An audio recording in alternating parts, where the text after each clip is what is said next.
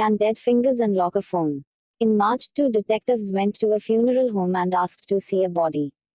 The reason? They wanted to unlock the man's phone and needed his fingerprints, according to news reports. And though the detectives were granted access to the man's body, they couldn't unlock the phone.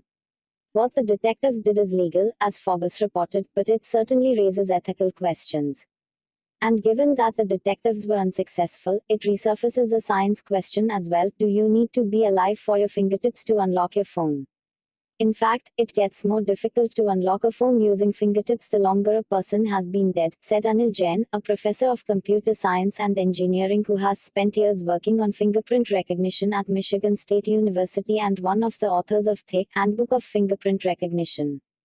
This is because, on most smartphones, fingerprint identification works through electrical conductance, Jain told Life Science. We all have a little bit of electricity running through our bodies. When we place our fingertips on a fingerprint scanner, the ridges of our fingerprint touch the surface whereas the valleys don't. Tiny capacitors, devices that store electrical charge, will store more charge coming from the finger if they sit under ridges than they would under valleys. The sensors will use these patterns to form a detailed image. But when a person dies, that flow of electricity ceases, and with it, any chance of interacting with the scanner. Scientists aren't sure how long exactly after a person dies the body loses this conductance. To figure that out, you would need a lot of dead bodies, and you would have to take their fingerprints to unlock the phone every hour or so. Somebody has to be in the morgue continuously, Jain said. It's a pretty difficult experiment to do.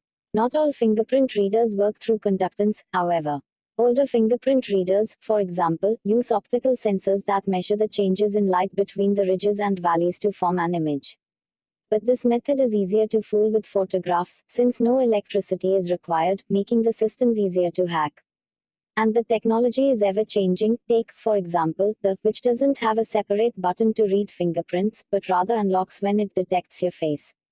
Still, all of these sensors will be affected by the fact that the skin gets noisy over time, Jain said. If there's no blood flow, then the fingers will start showing some kind of wrinkles or shrivel up. This will change the signals of the ridges and valleys, creating new ones and erasing older ones so that the sensor will detect something completely unlike the original fingerprint, he said. What's more, most phones have some sort of buffer that would make it more difficult for someone to use your fingerprint to unlock your phone after your death, Jain added. That is, most phones require you to type in a passcode after a day or two of inactivity, and you typically get only a certain number of attempts, he said. But if someone does manage to get around these hurdles, and the body is only recently deceased, it is certainly possible to unlock a phone using lifeless fingers, Jain said.